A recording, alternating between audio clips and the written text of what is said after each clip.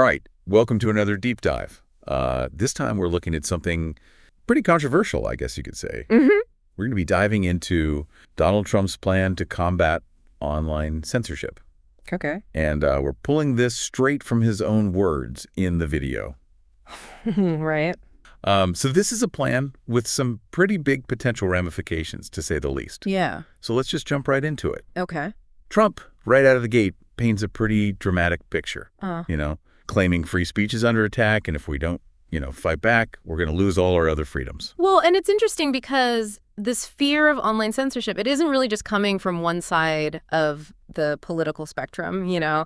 There's a growing concern across the board about how much power these tech companies have over what we can see and hear online. Right. And this whole debate about free speech and making sure that people are being responsible with what they post online, well, this has been going on for centuries in different forms. Like, think about the printing press. Oh, yeah. Radio, television. Mm-hmm. Every time there's a new technology, it brings up these same challenges about how we're going to handle it. Yeah, and Trump is using some pretty strong language to describe what's going on. Oh, yeah.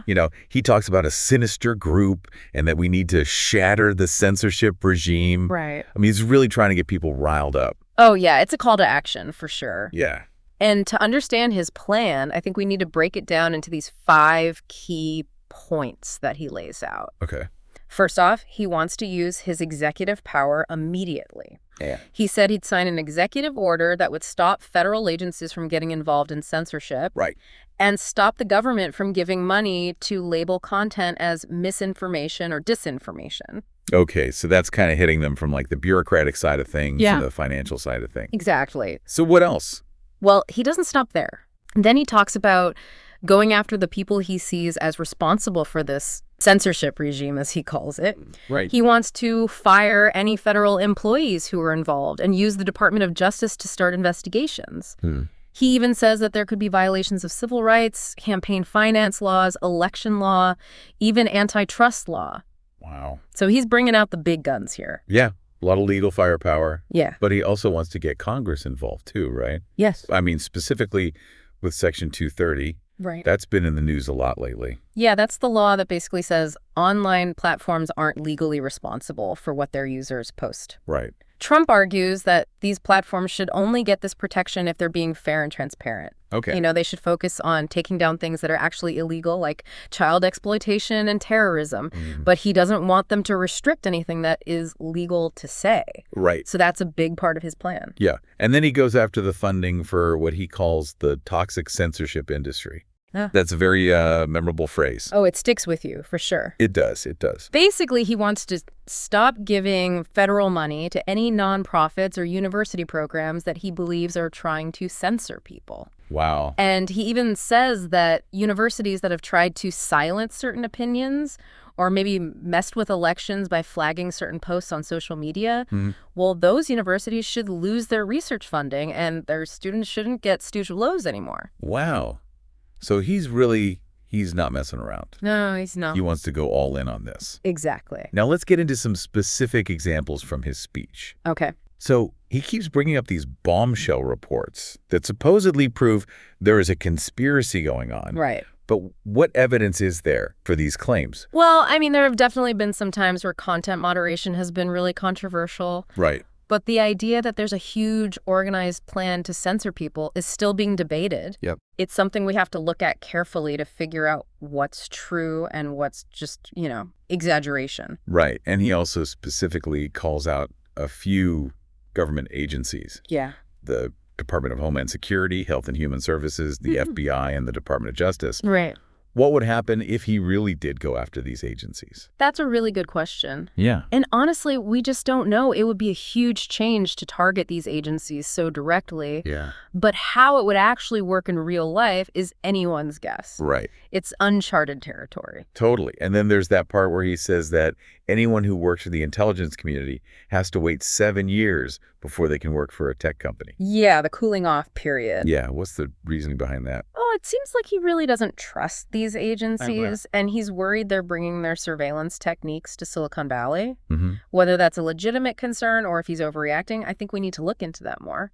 Yeah, for sure. And let's switch gears a bit and talk about one of the more, interesting parts of his plan. this digital Bill of Rights. Okay. This seems to be where he really gets into how he thinks online speech should be protected. Right. And it makes you think about how our understanding of free speech has changed over time. Yeah. I mean, the First Amendment was written way before the internet even existed. It was all about protecting speech in newspapers and pamphlets, in public squares. Right. So how do we take those same ideas and apply them to this crazy digital world we live in? Yeah, it's like we're trying to fit this, I don't know, like a square peg in a round hole. Yeah, exactly. And Trump's plan is one way to try to make it work.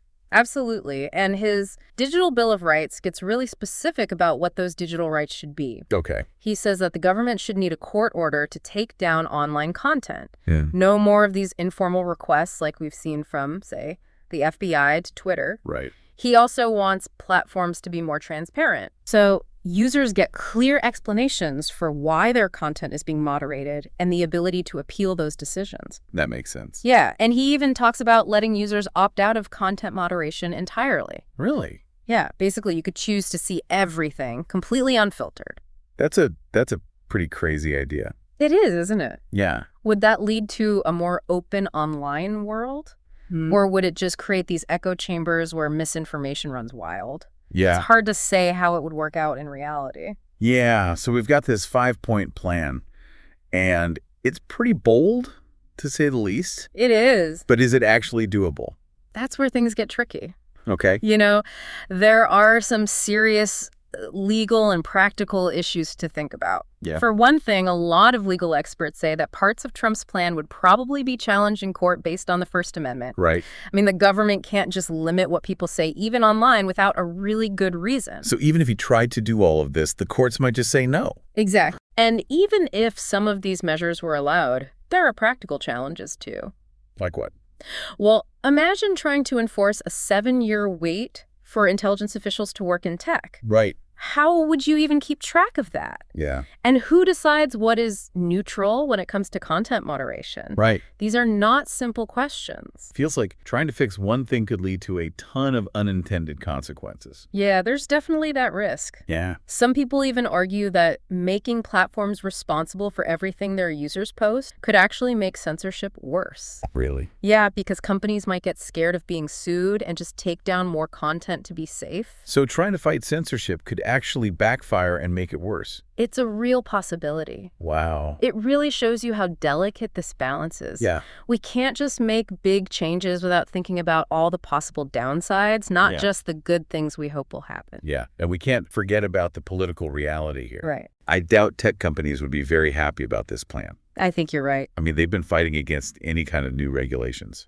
Absolutely. And there would probably be pushback from other groups, too. Yeah. This could become a huge political battle, with each side fighting for their own vision of what the internet should be. It feels like we're at a crossroads, Yeah. This isn't just about abstract legal arguments or political games.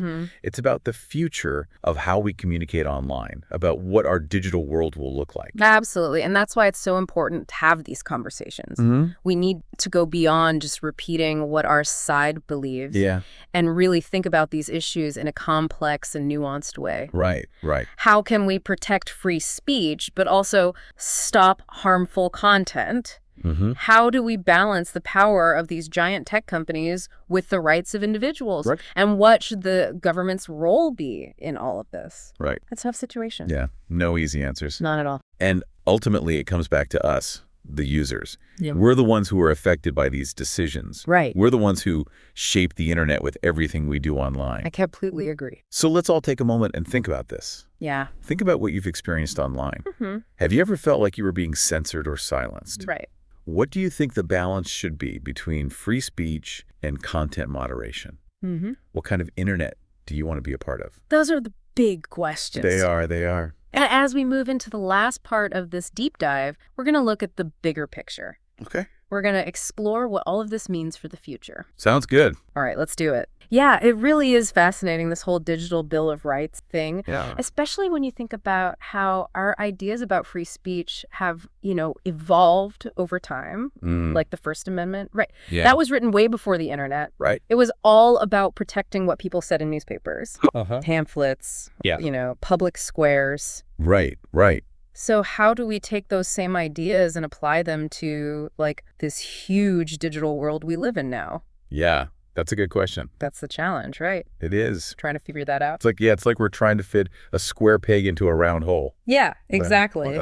It is. And Trump's plan is definitely one way to try to make it work. Right. And he gets really specific in this digital Bill of Rights about what he thinks those digital rights should look like. Okay. Like, he says that the government should have to get a court order to take down anything online. No more of these informal requests. Right. You know, like we've seen from the FBI to Twitter. Right, right. And he wants these platforms to be a lot more transparent. Yeah. So users know exactly why their content is being moderated. Yep. And that they have a chance to appeal those decisions. That makes sense. And he even talks about, get this, letting users opt out of content moderation completely. Yeah, so you could basically choose to see everything online, like totally unfiltered. Wow, that's a pretty wild idea. It is, isn't it? Yeah. It really makes you think. It does. Like, would it lead to a more open internet?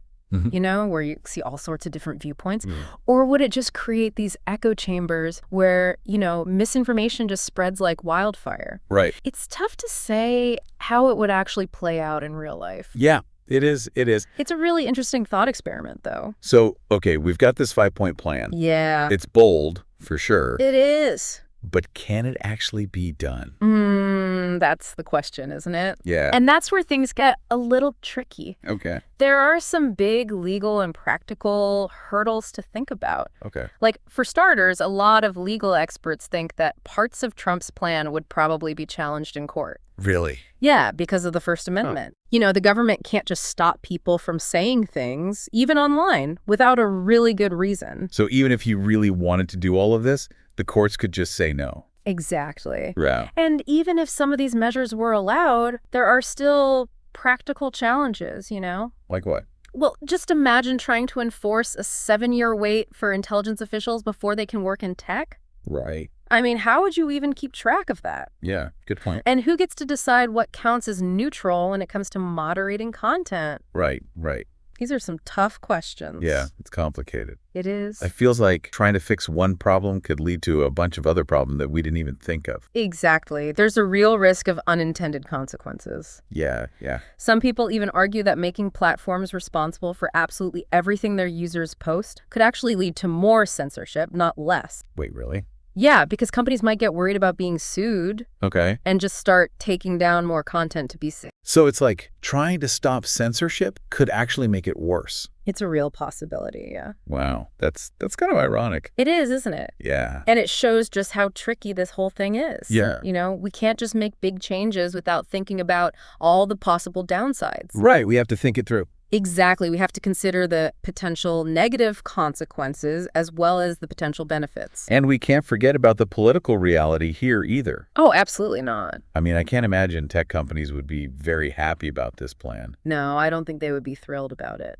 They've been fighting any kind of regulation tooth and nail? Absolutely. And there would probably be pushback from other groups, too. Yeah. This could easily turn into a huge political battle. Right. With each side fighting for what they think the internet should be. It feels like, I don't know, it feels like we're at a crossroads. I think you're right. This isn't just about abstract legal arguments or, politicians playing games. This is about the future of how we talk to each other online. Yeah. About what the internet will be like. It's about shaping our digital world, really. It is. And that's why it's so important to have these conversations, to really think about these issues in a complex way. You know, it's not just about choosing one side or the other. Right. Censorship versus free speech, like it's a simple choice. Yeah, it's not that simple. It's so much more nuanced than that. Right, right. There are valid points on all sides. And we have to be careful about oversimplifying things or using inflammatory language. Yeah, yeah. We need to think critically and be willing to have these tough conversations. You know, what really gets me thinking is this whole idea of a digital Bill of Rights. Yeah, it's a fascinating concept. It's like we're trying to figure out how to apply these basic rights that we've always valued to this whole new digital world. Exactly. We're trying to translate those rights into a digital context. And I think that's a conversation we need to have as a society. Yeah, we do. Like, what rights should we have online? How do we make sure those rights are protected in this constantly changing digital landscape? Good questions. So let's leave our listeners with a final question to think about. Okay. Okay, so let's fast forward 5 years. Okay. Imagine that some version of Trump's plan, or something similar, has actually been put into place. Okay. What does the internet look like then? Yeah. Is it a more open space where everyone can share their opinions freely? Right. Or is it more divided and polarized? Right. Is everyone stuck in their own echo chambers and misinformation running rampant? Yeah, that's the big question, isn't it? It is, and the answer isn't set in stone. Right. The future of the internet is being shaped right now by the choices we make, the conversations we have, and the actions we take. Powerful stuff. It is. So stay informed, All right. stay engaged, and keep asking those tough questions. So we've really dug into a lot here. You know, the specifics of what Trump wants to do, the history and philosophy of free speech in the digital age. It's a lot to think about. It is. It's easy to get lost in the details, but I think it's important to, step back. Yeah. And look at the big picture. Yeah, I think that's right. You know, when we zoom out and look at this whole debate, in a historical context, I think we can see that worrying about free speech and censorship. Right. It's nothing new. It's happened over and over again throughout history. Yeah, it's a recurring theme for sure. Right. And it often reflects, the underlying tensions and anxieties that are going on in society at that time. Exactly. So this isn't just about tweets and algorithms and stuff like that. No. It's about these fundamental values that we have. It's about how we as a society define what it means to have a free and open exchange of ideas. It's about the core of what we believe in. Exactly. And I think the internet has just made these debates even more complex and urgent. Yeah. I mean, the online world is so central to our lives now. That how we govern it affects everything. Right. Politics, democracy, culture, how we express ourselves. All of it. It all comes back to this, to the internet. Yeah, and it brings us back to Trump's plan. Yeah. You know, even if everything he wants doesn't happen, I think it raises some really important questions about where we're headed.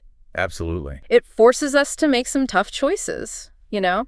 Yeah. How do we protect free speech while also stopping the spread of harmful content? Right. How do we balance the power of these huge tech companies with the rights of individuals? Right. And what role should the government play in all of this? It's a tough balancing act. It really is. And there's no easy answer, is there? No, I don't think so. I mean, it's not as simple as just choosing one side or the other. No. It's censorship versus free speech, and that's it. Right. The reality is so much more complicated. It's way more nuanced than that. It is. I think there are legitimate concerns on all sides. And we need to be careful about falling for simple solutions or a really aggressive rhetoric. Yeah, I think It's about careful consideration and being willing to have those hard conversations. You know what I find really interesting is this whole idea of a digital Bill of Rights. Yeah. It's like we're trying to figure out how to translate these fundamental rights that we've always had into this whole new digital landscape. Yeah, it's like we're creating a new constitution for the internet. It is. And I think that's a crucial conversation we need to be having. Yeah. What rights should we have online? Right. How do we make sure those rights are respected and protected